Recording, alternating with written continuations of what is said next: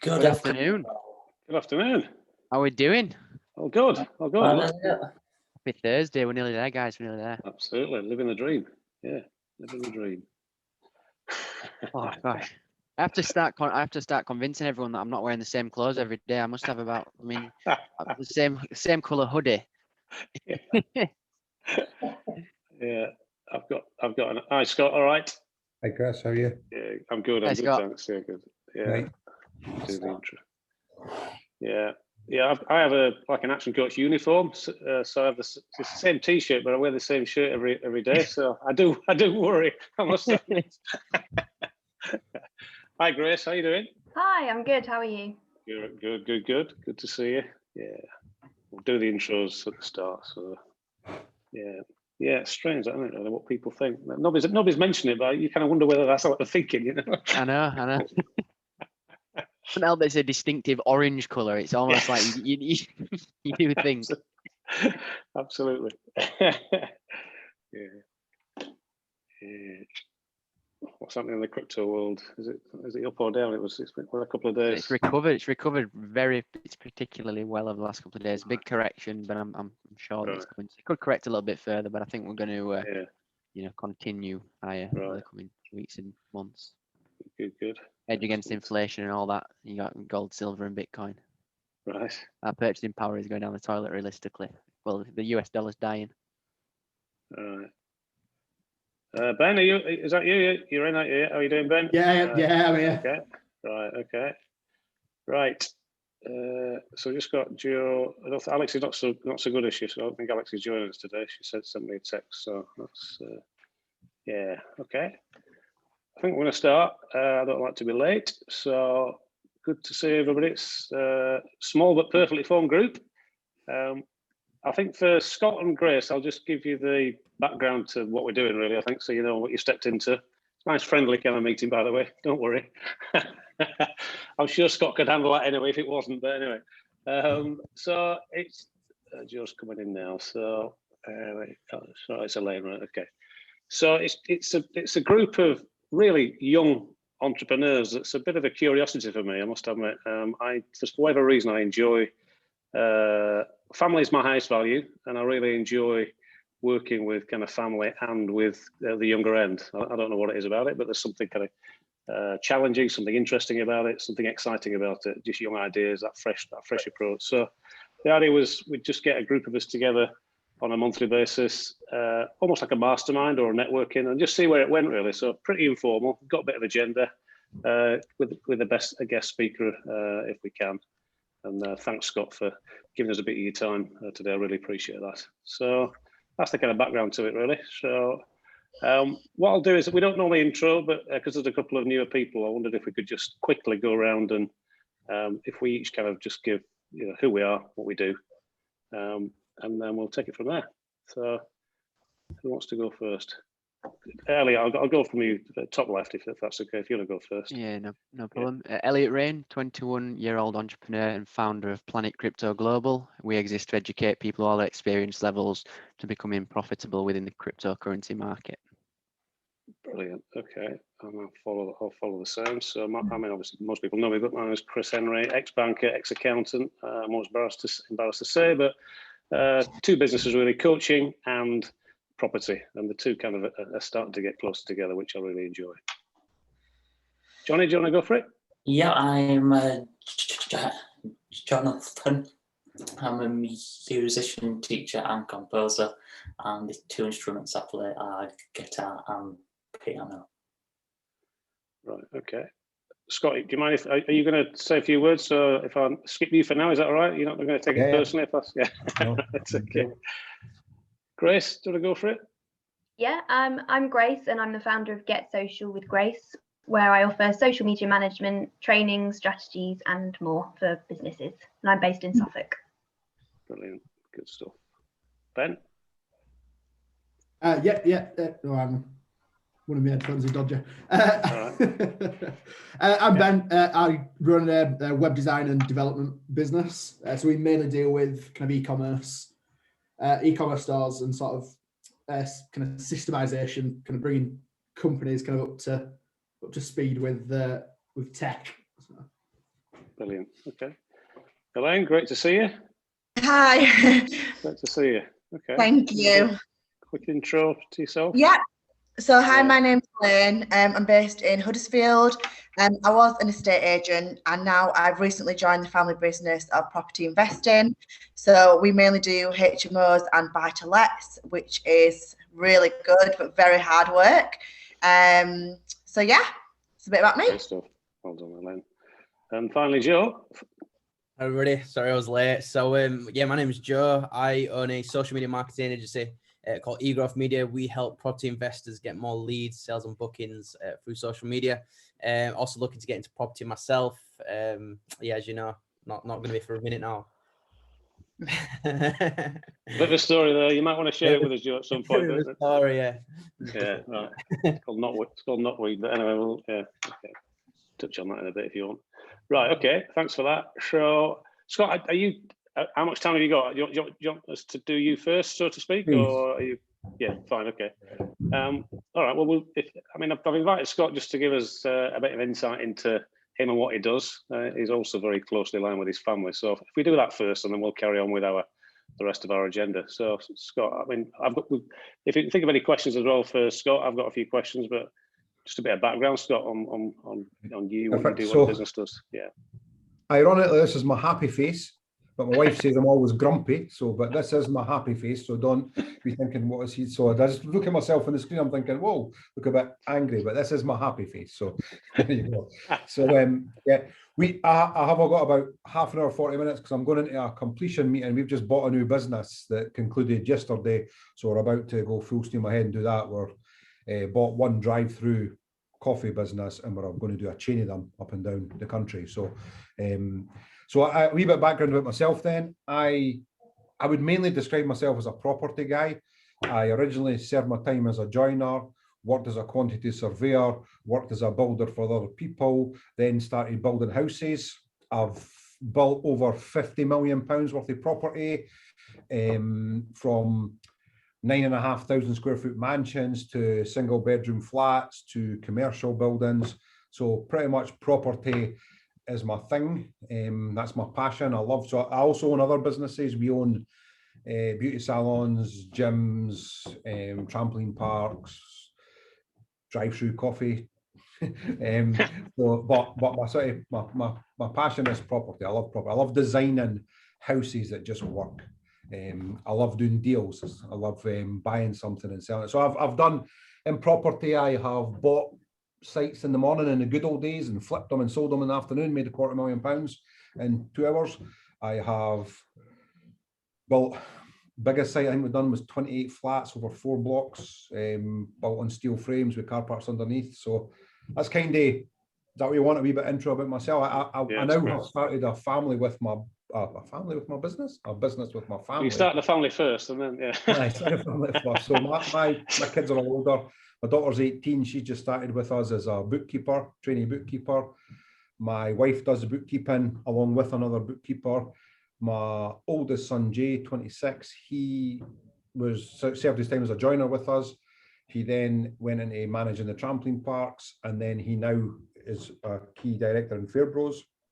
Rory, my other son, we had him working when he was 14. He tells the story that I woke him up. We used to own skate parks. And I woke him up one Saturday morning. He was 14-year-old. I got him out of his bed at 8:30, saying, the scooter instructor's not coming in. You need to do the lessons. So that was his first job, out of his bed and off to work. So we have a business called Fairbros, and we are going to buy into 8 businesses a year over the next 10 years, and that'll take our business on a £1 billion journey.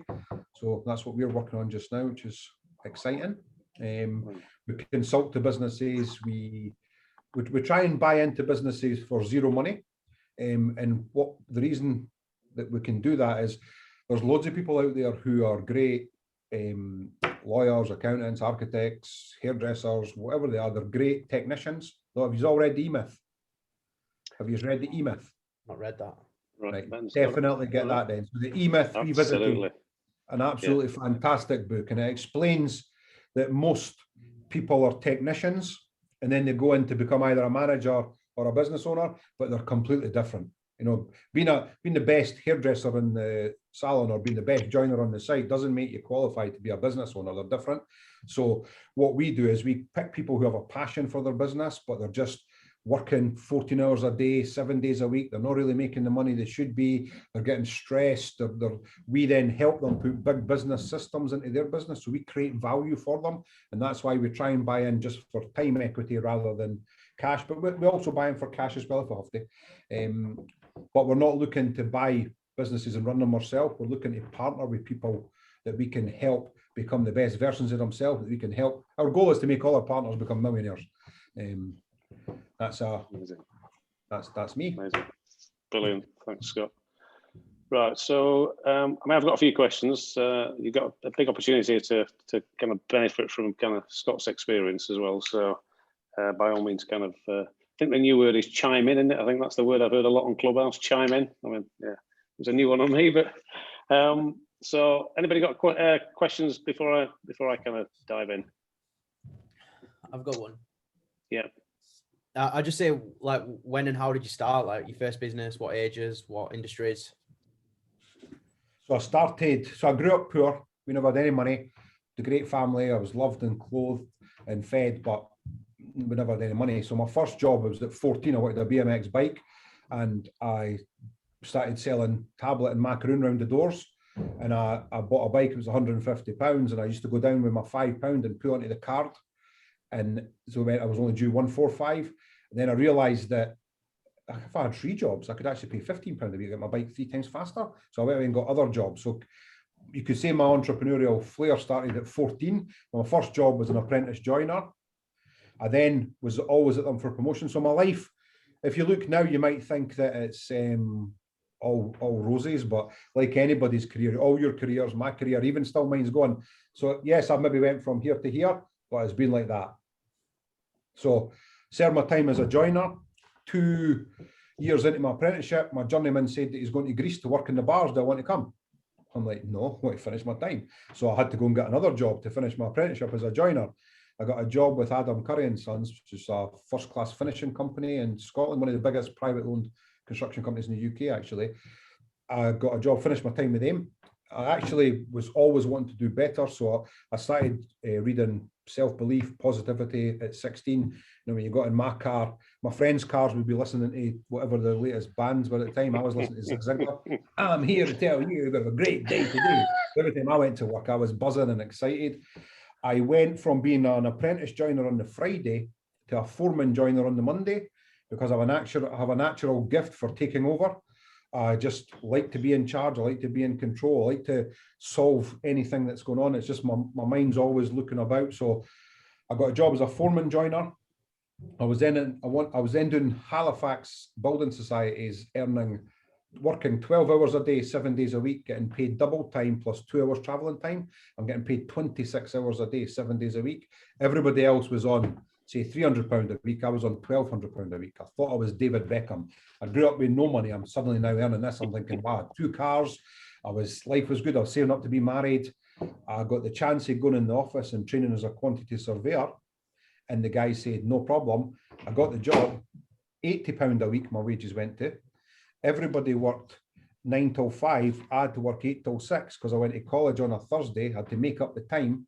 So £1,200 a week, £80 a week. Sell my cars. I took my suit off during the day at 6 o'clock at night, take my suit off, put my jeans and my t-shirt on, go and do homework for £5 an hour. So I'd work till 10 at night. So I've always worked long and hard, but I never really made that. I made £1,200 okay whenever I was on £300, but I never made sort of serious money until I got into property development. And how that came about is I done a job for a guy where he bought a building for £250,000. I'm going, this is how old I am. I'm going back. He bought a whole townhouse in Edinburgh for £250,000. They're £1.5 million now. But he bought it for 250 grand, paid me 250 grand to do it up. I converted it into 5 flats and I made £50,000. So I thought, again, I went a different level again. I made £50,000. Thought I was doing absolutely amazing. He sold them for 1.25 million. I'm like, wait a minute. I don't know the work. Made 50 grand. He actually made 750 grand. So I bought the first property development I've ever done. I bought a church and I converted it into 12 flats. Took us a year and we made 714 grand. in a year. It was like, wow. So we then bought another site, and then I then bought more sites. Every penny that I got, I bought another site, I bought another site.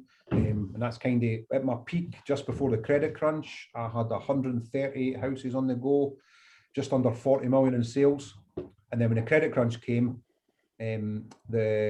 basically all my property. So we would borrow 75% and put in 25%. So if I was in a £2 million deal, I put 500 grand in my own cash in and borrow 1.5. Credit crunch came along and all properties devalued. So I literally lost about 8 million pounds at the credit crunch. And that was quite a sad time, quite a hard time. I stayed in a £3 million house at that time. I was earning 70 grand a month as my basic. And then suddenly you go to zero. And the only thing, I've told Chris this story as well, the only thing that gave me comfort is I have such a belief in myself that I know I'll just make it again. It was horrible, but I mean, I've made that money back since and I have a better life now. But the key is not to lose it. The key is to be a bit more, I just put everything into property because I thought it was great. But the key is just to be diversified. Have different interests in different things, albeit when that happened in the credit crunch, I said, I will never, ever just be into one industry. So I'm now spread across dance studios, gyms, property investment, property development, construction, all these things. And COVID still shut us all down. However, but you just have to, my whole point of that story was, you might see somebody there and they started there, but it never is a straight line. It's fully challenges, emotional roller coasters, highs, lows. The number one lesson that I can give you, but is never, ever give up. Just keep going, keep moving forward, persevere, and you will get there. So, sorry, that was a very long version of to answer your question. What was the first thing I done? Sorry, I like talking about myself. It's my favourite subject. Anything else? I have a question. Do you have any other books that you recommend that we read? Oh, yeah, hundreds, thousands. So I try and read. I read a minimum of 10 pages every day, which means I read quite a lot of books. But on our YouTube channel, Fairbros, when we finish a book, we do a book review. So we just do a quick book review. So there's quite a lot on there. But my favourite, a book about what? What would you like to like? Maybe self-development or business, just something that springs to mind that you think would be really beneficial to us starting out. Grant Cardone's books on selling are fantastic. So no matter what you do and no matter what you call yourself, we all need to sell. So for me, selling is the number one skill that you need to get. Because you need to sell your product, you need to sell yourself. So selling. So I love Grant Cardone stuff. It's just straight down to earth. But E-Myth Revisited 100%. I really like a book called The Secret. Now, a lot of people rubbish The Secret because it's too. Basically, what it says is what you think about, you bring about, in the law of attraction. Now, because I've studied this my whole life, I do believe in that 100%. But what the book doesn't tell you is you can't just believe, you have to take action. So you can't just believe that that's going to come to you. You have to go out and make it happen. You have to go out and take the action. So if you read The Secret, but no, you can't just sit behind your desk and think about it. You have to go out and make it happen. I tell, when I'm doing a talk or something, I tell people, I say, do you know how hard it is for me in the morning getting from my drive, from my front door to my car, with everybody stopping me, trying to give me money? And they say, what? How long? I say, no time at all, because there's nobody there. I have to go and get it.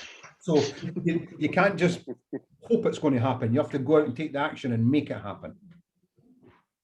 And also do something you love. That was, Rory just came in there. So I love coffee. And because we've just bought that new coffee business, they've now just brought me 2 different cups to sample the coffee. So I now get to get free coffee just to tasting it and sampling it. So there you go. Excellent. But sorry, The Secret, E-Myth Revisited, anything for Grant Cardone. I love listening to Jim Rohn on YouTube. So if I'm in the gym working out, I'll put him on. If I'm in the hot tub, I sit back and I relax. I just have him blasting at my ears. The way he describes things, it just, for me anyway, I just get it. You're like, anything that you're listening to or reading and you actually find yourself going like that. That's me. Keep reading that person. Keep listening to that person. So The Secret, E-Myth Revisited, and something for Grant Cardone on sales. Grace, I've got, if it helps, I've got a list of books that are split down into sales, kind of business, mindset. If you want me to share that, I'll happily share that with you. It's one we use with our clients. Yeah, that would be Quite a long useful. list. Yeah. It's been my New Year's resolution to read more, so which I am doing at the moment. But you can never have enough book recommendations. No. I mean, you can. Audible's good as well because you can listen. While you're you can kind of leverage your time a bit more with the Audible, and also there's a couple of apps that kind of cheat in a little bit, really, that summarise the books. There's a couple of apps that do that.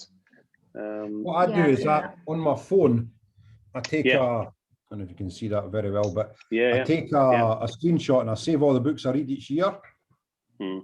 So I can share that with Chris later on to tell you what I read last year, if that's any of any relevance. The year before. But the other thing is, see, when you said you're going to try and read, one of the things that I found out, I studied self-belief and I read and I listened to cassettes for years and years and years. Then I got busy and I stopped. So a new habit that I have now is I get up every morning and have a cup of coffee. And when I have my coffee, I just read the minimum of 10 pages. And that's going to get you 3,600 pages a year. So if you're going to read, but you find that you're not doing it, just take that habit with a habit that you already have and just add it. And then you'll read every day. Yeah. I think the other interesting thing, just listening to you there, Grace, is one thing we look out for as coaches is the language we use. And when you say try, that means you're giving yourself an excuse if you don't do it. So sometimes the language that you use, if you say, I am, you're telling the brain you're definitely going to do it. Do you know what I mean? So it's only a small point, but it's just something I've picked up on coaching. So yeah, okay. Any other? That's why I double back on saying add it to a new habit, so you do it daily. I also picked up on the try meant you're not going to.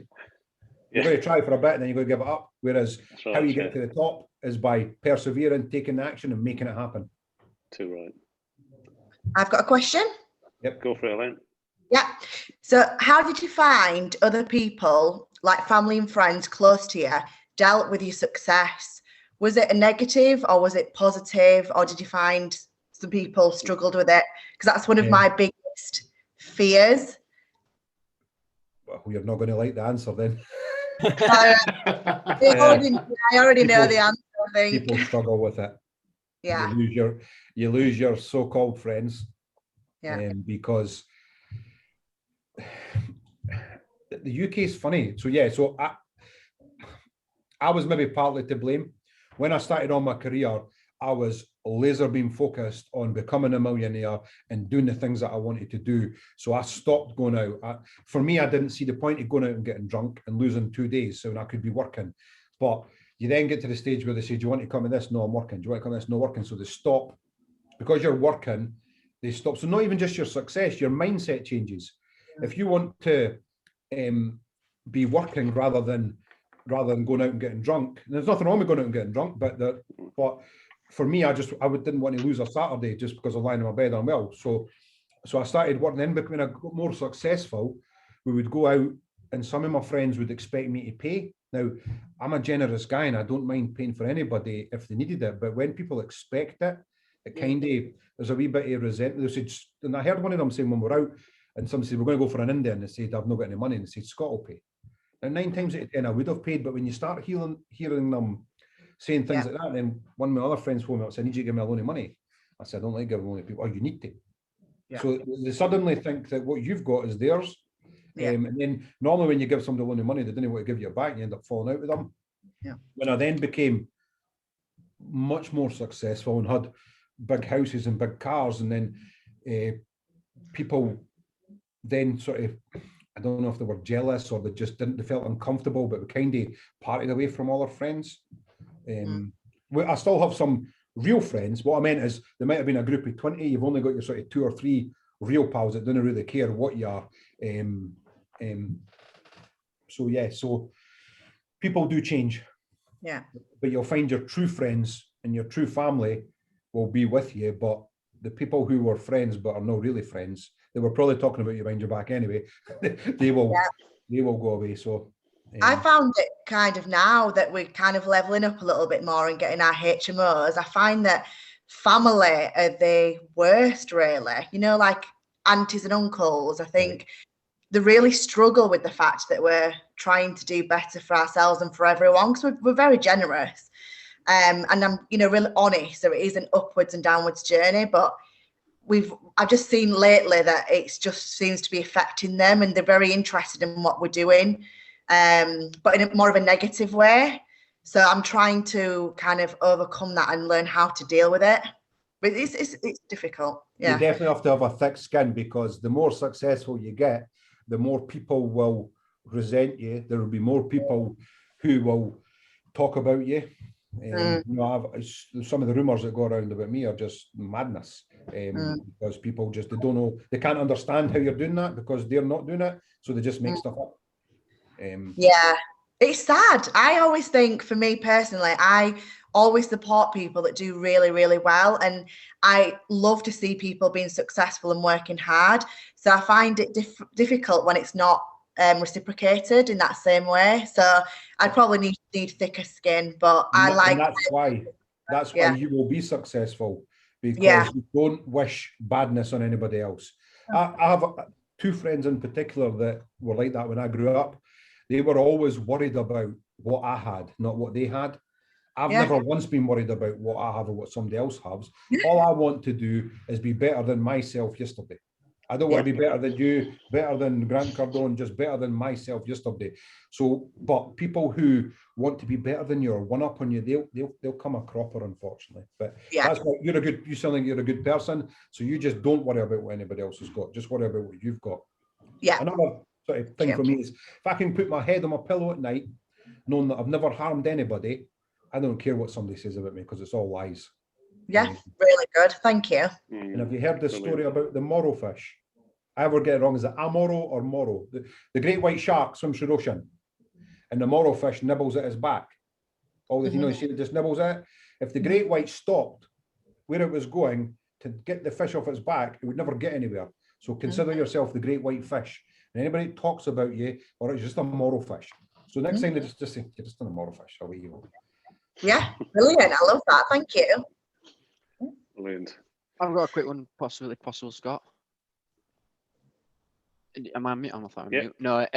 So I think I heard you mention earlier on that you like to kind of take control of the floor.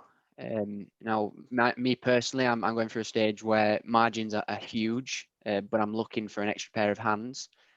Now, me going about that, I don't know whether I'm going to be getting 3 or 4 people, or whether I'm going to be putting my trust in one person in more of their hours. So I'm just interested to see, when you went from being yourself to having a team, was it a transition of having 1-2 people, putting your trust in one person? I'm just interested to see how you did that to scale up so fast.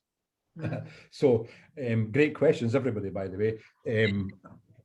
When I first started on, so my path was maybe slightly different. I found it really hard to give up the control. So yes, I'm a control freak, but now I'm a control freak by other people doing it and reporting to me, not me having to be involved in everything. Because when you're involved in everything, you'll get burnt out. So you have to, if you just set, so there's a really good phrase that I like now that I've learned, is people don't do what you expect.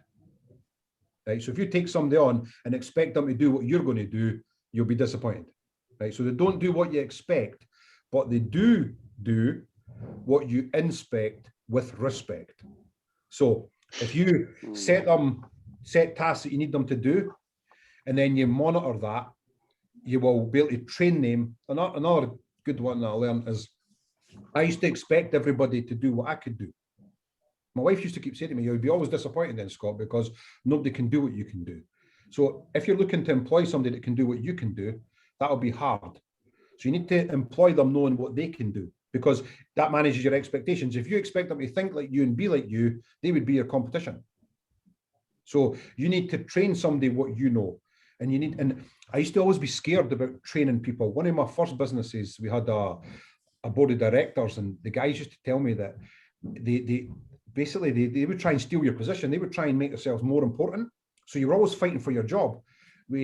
this was a guy who was worth 100 million, sorry, 650 million pounds at the time. They brought these other people on. So I was always guarding what I could do. So then I didn't want to have anybody else knowing what I could do, because I always felt then they would pay me off from that position.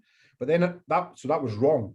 So it took me a long while to realize that you need to employ people that are cleverer than you, but they're probably not got the same drive as you. But you pick the right person, you manage the right person, and the key is you train them to do what you want them to do, not what you expect them to do, because they're not going to do what you expect. They're going to do what you train them, and then just keep inspecting that with respect. Did that answer that, or was that a bit ramble as usual? Yeah, no, that answered it perfectly. I think the only thing that it was missing out was was it kind of a lot of people at the start, or did you put your trust in one person and then grow from there? Yeah, so yeah, as I've grown in my business, it's always been like one person at a time. Sure. Yeah, cool. To try and take 3 on and manage them all right away when you're not used to having any would be difficult. I would definitely try that with one, and then it might be that one can actually take the other 2 on for you. So you can then teach him and he can teach them. Yeah, perfect. I appreciate that. Thank you. Any more questions for Scott? Okay, good. Scott, that's been brilliant, really has. And we've taken half an hour of your time. It's slightly longer, but I really appreciate that. Thank you for giving us your time and your input. Perfect. Great stuff. Guys. All right. Cheers. Thanks, Scott. See you later. Cheers, Scott. Bye. Thank you. Bye. Good luck. Yeah. Great questions, everybody. Thank you. Right. Any thoughts, observations? That was brilliant. Great energy. Great. Yeah. That was good. Very inspiring. Yeah. It's got good energy. That's good fun as well, Scott. So we've got the trampoline park is a joint venture that we've entered into with him up in Scotland. So Scott and his partner own 50% of it. Myself and Alan Smith own 50% of it. And we went up to see it just as COVID was going to, just as post-COVID, was it just before Christmas? It'd been shut and it was opening on the Monday. We were there on the Saturday. And we went and met my brother and Richard, who's got a couple of kids, and the kids it was empty. So we had the whole trampoline place to ourselves. And the adults said, don't worry about it. We'll just let the kids have a go. By the end of it, we're all on there, bouncing across the trampoline. Absolutely fantastic fun. It really was. Hard work, but great fun. Good. Okay. Right. If any of you, I've got a couple of other speakers lined up. If anybody has got anybody you want me to contact or get in touch with to speak, just give me a shout. We'll get them in. Right. So I'm going to go back to the agenda, which was, can we just go around and just start on a positive and pick up any successes, things that have gone well, things that gone well since we last spoke. Do you want me to start? Want to go? Yeah, go for it, Elliot. Yeah. Gone well wise, I think obviously I set a target last time of hitting two clients for the new portfolio management service that we got. So we did 6, which equated to around about £10,000 in revenue, basically, which was brilliant. So that's a big success. Another point as well was, we were working on a low ticket product at the moment, a £10 a month product. We've built all the funnel out and things like that for the marketing. So it's a case of getting that launched over the next coming weeks. So yeah, brilliant. Good successes. Great stuff.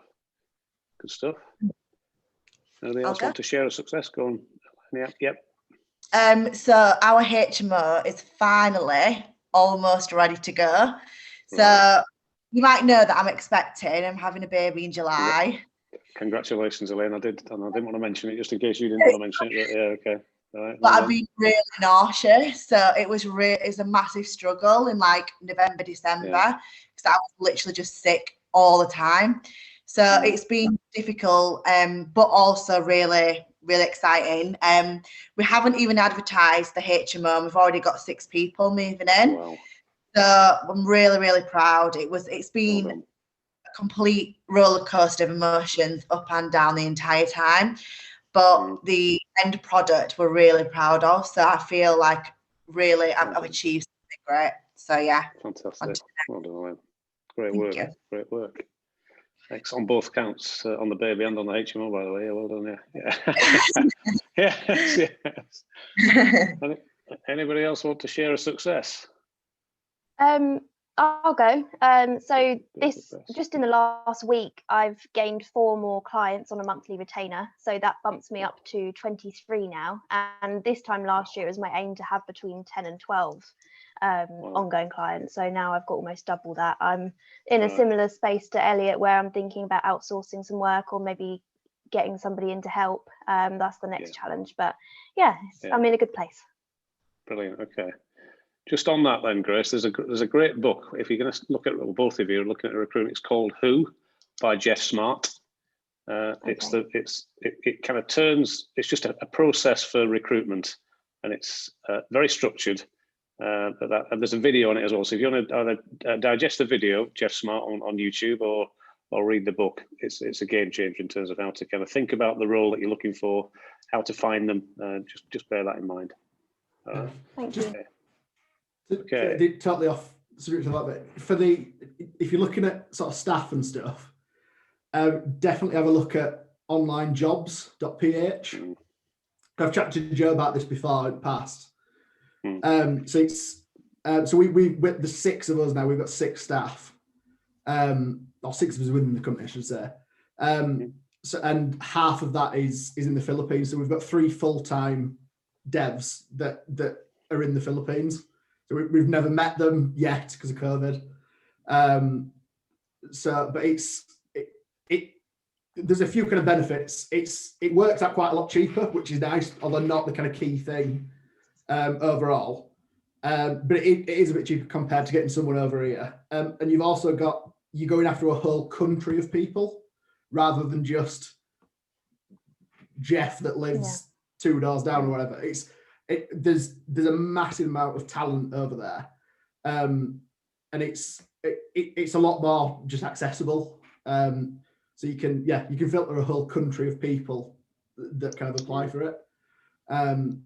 So like you were kind of, it's slightly against what Scott was saying, but obviously Elliot, you were mentioning about like you didn't know whether to have just one person or divvy it up over 3. Yeah. Going that route, potentially you could look at getting 2 or 3, give them different jobs and just test them out. Yeah, because I guess from my point of view, it's not to give them the business, it's just to give them menial tasks that take a lot of my time up. So things like getting on client calls and onboarding them, that I've literally done 3 a day for the last week, and it just takes up so much time. And you can just give them a recording and say, this is what I do, I want you to replicate that to all these new clients, basically. It made life so much easier. So I think you've mentioned that before, Ben, about online jobs. I did briefly look at it a few months back, but I'm going to put it on my agenda to look at over the next couple of days. Yeah, definitely worth it. Like for stuff like it ranges depending on what like kind of what they do. So like developers are more expensive than sort of somebody doing sort of email management or something like that. But it's like it probably averages between $2 and $8 an hour. So it's like it's incredibly affordable, and like so we pay a fair amount more than sort of standard over there, but they still get, even on the low end, they still get a decent wage for what their kind of because it's so much cheaper to live over there. But well worth it. I don't think we kind of wouldn't have grown without that. And so yeah, well worth looking into. It's a great point, and great point. And there is again, it might be at some point worth that they're not now, but there's a process to go through to make sure you get the right person as well, isn't it? I think there's certain things to look for in the recruitment process, just to filter them. So there's quite a lot of kind of lessons that you've learned and other people have learned to get them on board, I think. And also once you've got them on board, how to communicate with them, how to keep them on side, how to kind of direct them, because the worst thing you can do is just get them on board and then you leave them. You've got it, the communication is crucial, regular checking into it. So there's a process to get them on board, and there's a process to manage them, I think, because they're remote, obviously, but it's very effective. Chris Payton, sorry, go on, you go. So I would say Rosie's writing it up into a book. Brilliant, so brilliant. Right, okay. I'll send you it if you want once it's done. Yeah. That's great. Right. It's really good. So, yeah. again, Elaine, with our kind of HMO business and with the business that we've got in the Northeast, it's run, the back office is run from the Philippines. The whole kind of letting side is run from the Philippines. And we've got one senior kind of VA that actually recruits other ones. So once you get somebody good, they've got the, they can help you in the process of recruiting other people. So it's definitely worth a look, definitely worth a look. I think Rob Moore wrote about Life Leverage, and I think there's stuff in there about VAs and outsourcing. So Life Leverage by Rob Moore, another great book on outsourcing and just thinking about what your hourly rate is. You know, how much do you charge your clients, you know, on an hourly rate? And if it's, you know, whatever it is, you know, there's £100 an hour, that's what you're charging. You shouldn't be doing the £10 an hour jobs. You should be outsourcing, you know. So that's the principle. And Life Leverage is the book on it. Right. But good input there. Right. So any more successes? I'll go next. So one of my clients, we just launched some new campaigns like 2 weeks ago now, and off the back of that, we spent about £150. And off the back of that, we've got 25 grand investment into his company. So an investor's literally come to his site, saw the adverts, and look, I want to check you out, and give him 25 grand into his bank account. So that was from the back of the adverts. So yeah, that's probably one of the biggest wins. And then the second one is just another referral, you know, from Laura Muse. So she took me down to a new company actually setting up, targeting landlords, so kind of cheap furniture for HMOs. So I went down and he's looking to sign up. So yeah, probably my biggest two. Well done, Joe. Great work. Brilliant. Any more? Ben, anything from you? We've hit as kind of sales target for this month again. Just squeeze in just before coaching, in fact on the morning of coaching. But yeah, that's good. That'll be our kind of our win. You're measuring numbers of hours, aren't you? Numbers of hours development time. That's a key metric for you, isn't it? I think. Yeah, it is. Yeah, right. Okay. So, billable hours essentially. Yeah. Okay. Good. That's our kind of key metric. Yeah. Okay. Johnny, anything from you? Yeah. So last time I set myself a goal of getting on top of my speech. After an interview that went a little bit badly wrong. So after getting in touch with my old coach and attending some support group sessions, back in control of my stutter. I had an interview with Chris this morning, which I thought went rather well. It did. On top of that, it looks like I can teach from 12th of April, face to face, which will be a really, really big boost, because I am lacking that just hands-on face-to-face job, which is what I do. At the minute, I'm not too bothered about gigging. That will come around when it's ready, but things look to be getting better. And I had a phone call whilst I was at my part-time job, and it was someone inquiring about guitar lessons. So I think people are starting to look forward now. So just got to keep ramping up promo, pictures, videos, hyping it up really. Brilliant. Great stuff. Well done, everybody. That's great. I mean, I'll just share a quick one. It's a lesson, really, I think, really for me. But I started coaching somebody just before Christmas. They're a business in Ilkley, decent-sized business. They kind of help businesses sell the business, and they also help businesses franchise. It's quite a good connection for me. I had 2 coaching sessions with him and his team, and he sent me a text just before Christmas saying, "Can we just pause it?" Which is always upsetting, you know, when you lose a client. You know how you feel. You feel really upset, you know. Particularly after 2 coaching sessions, I thought, So, but I think the lesson is never give in. So I said, let's keep in touch. I went to see him this morning, and he's back on, you know. So, and when he sent me the text, I felt pretty cross about it, you know, because and I nearly went back with a more kind of aggressive message. But sometimes it's good just to hold back and cap your emotions. You write the text out, but don't send it, you know. And then the following day you feel better about it, you know. So Just a little tip there for emails and texts. I'm glad I didn't do that, because otherwise I wouldn't have been seen this morning. I wouldn't have got him back on side. So for next month, I'm coaching just him now, not his team for now. So I was pretty pleased with that, I must admit. And I've done great interviews with pretty much everybody on here now, apart from Elaine. So you're on my radar, Elaine. Don't you worry. Thanks for helping with the interviews. All really good. It really inspires me. It really does. Just listening to what you've got to say, and you're all kind of superb on camera. Thank you. Right. Okay. So we've got kind of 15 minutes left, and I think I just want to, if we can, if we just focus on any challenges, really, any challenges that people want to share that we might be able to help solve. And if you haven't got any, that's fine. But now's the opportunity just to kind of, anybody got anything you want to share challenge-wise? 5, 6 brains is better than one. Well, I kind of shared mine already. Just looking at outsourcing. So yeah, we've had that discussion, and that's useful. Yeah. I'll look at those books, and I'll look at that website as well, Ben. Thank you. Yeah, great, okay. I think my point of view, I've shared the problems with the outsourcing, etc. But I think certainly what I'm going through at the moment while I'm launching this new product is going through a system where I'm creating systemization and automation for all 3 of the products.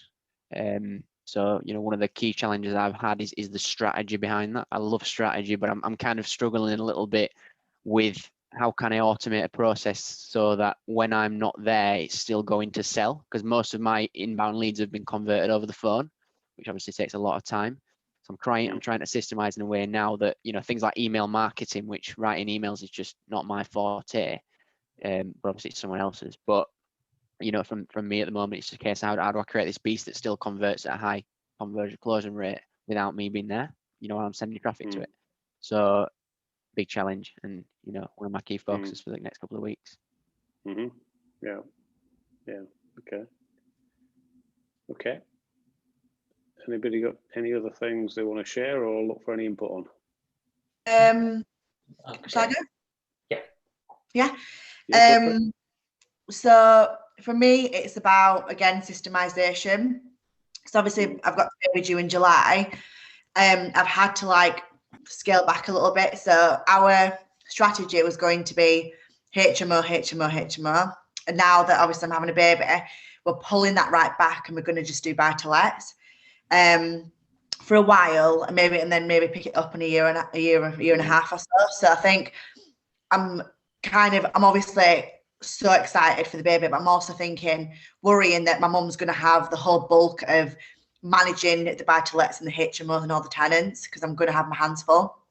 So I'm trying to think of ways where I can, make things a lot more smooth and a lot easier for my mum to be able to do things and handle a lot more, when I'm busy.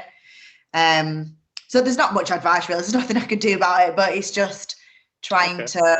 It's a bit more. It's like you change, you've got a goal in a direction, and then all of a sudden it changes, and you're thinking, maybe I'm not going to reach that monthly figure that I wanted in 2 years. It might take 4 years now. And obviously it's a family business. I want to do well for everyone. So it's just a different course of direction that I'm just going to have to learn to try and manage, basically. Right.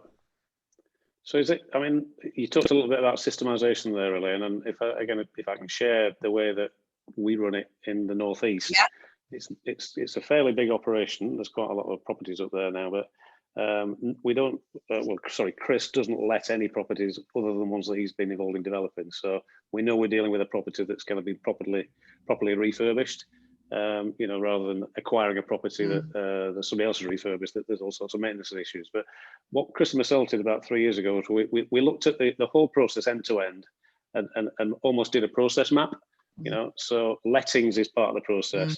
Sourcing properties is another block of activity.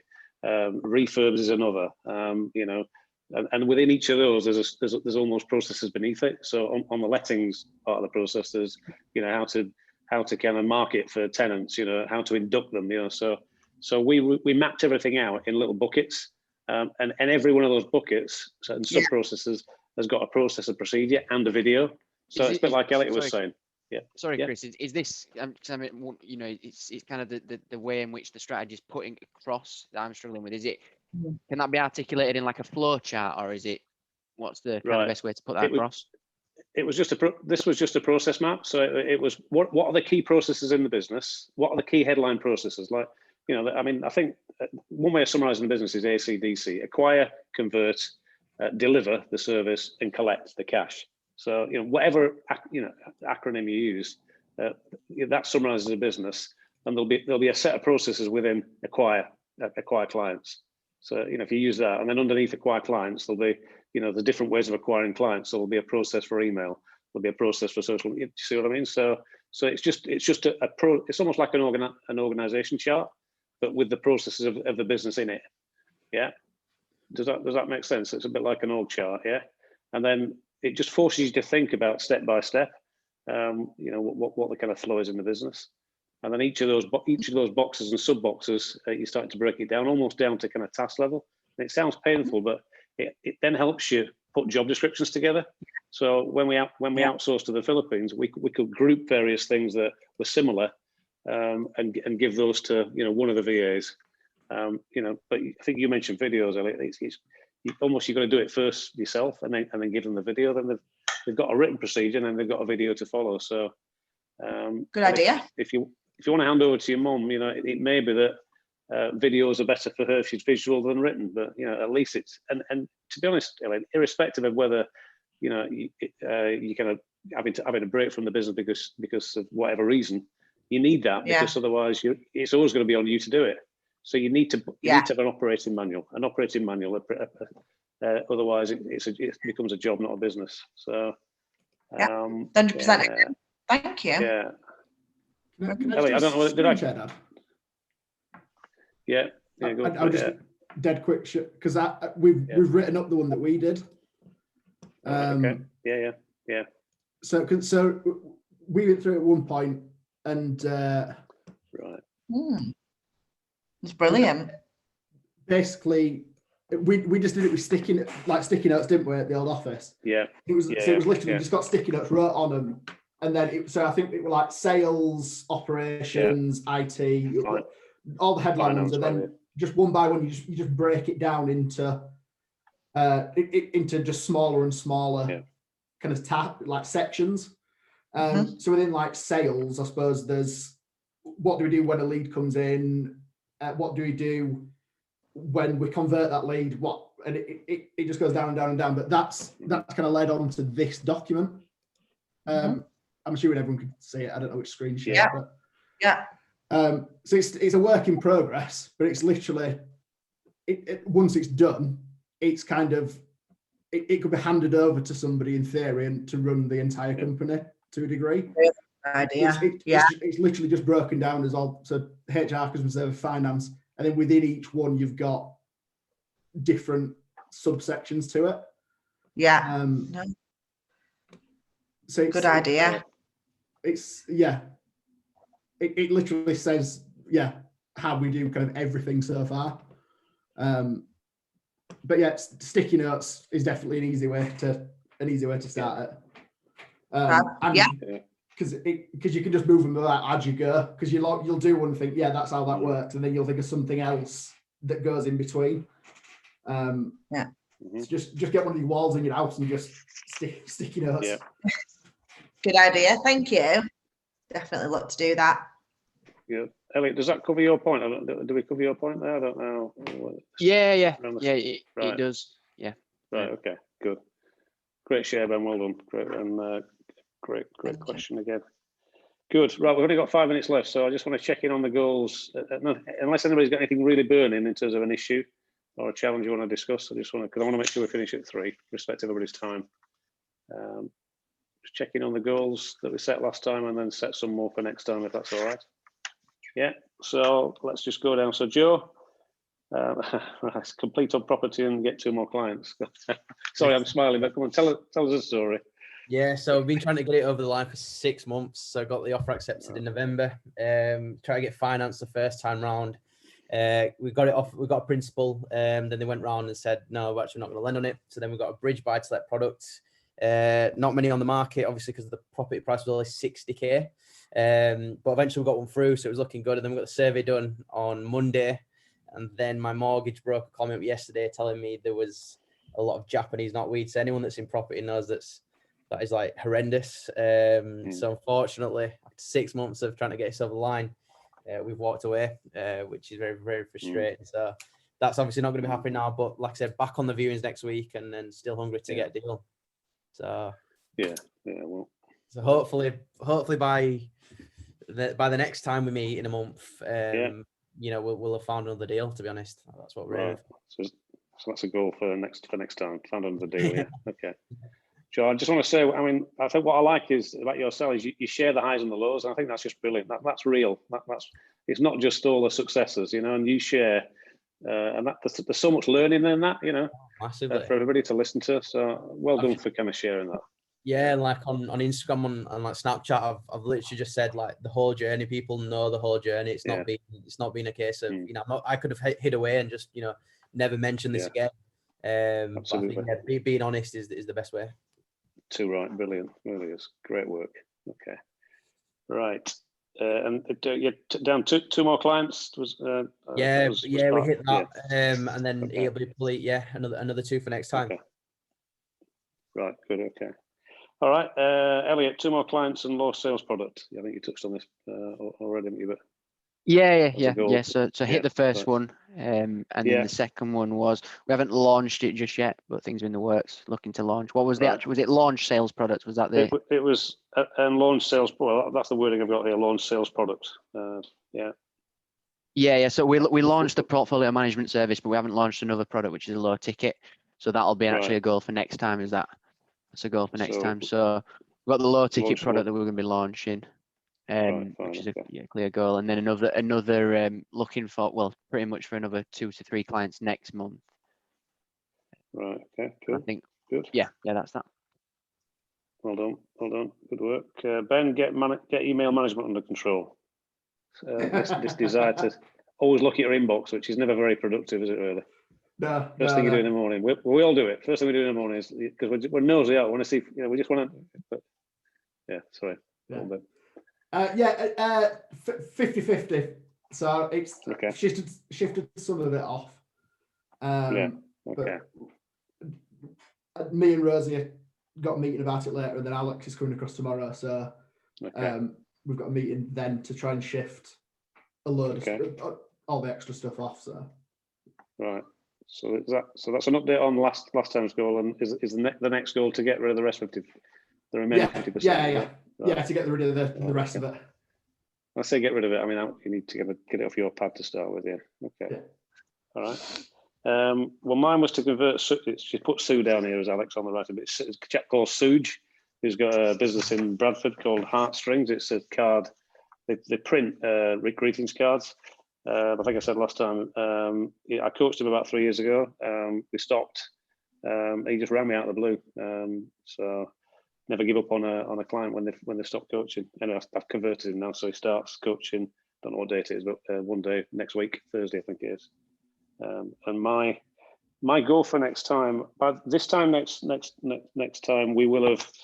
I'm not going to say we will try. Sorry, by the way, we will have exchanged on development up in Newcastle called Chillingham Road. So that's my goal for this time.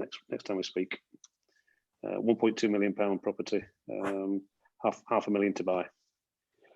Right, Johnny, continues to work on self. That was your goal last time.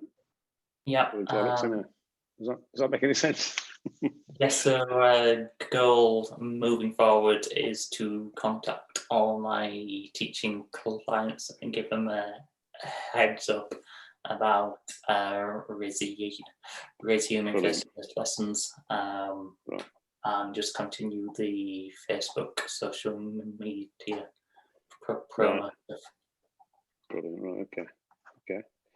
Do you have a kind of a goal in mind, specific in terms of how many you'd like to have got to, in terms of clients back on? Every single one that was back before COVID, which was about 10. Right. Okay. I'll put 10 down. It's good to have a number on a goal, isn't it? Right. Okay. All right, Alex. wonder if this is why she's not on, because she's put read and learn for an hour every day. But I don't know whether she did or not. But that was a goal. So maybe she's decided she didn't want to join us because she hadn't hit a goal. I don't know. That's not true. That's not true. Grace, do you want to share? Do you want to share a goal for next time if you prepare to join us? Just yeah.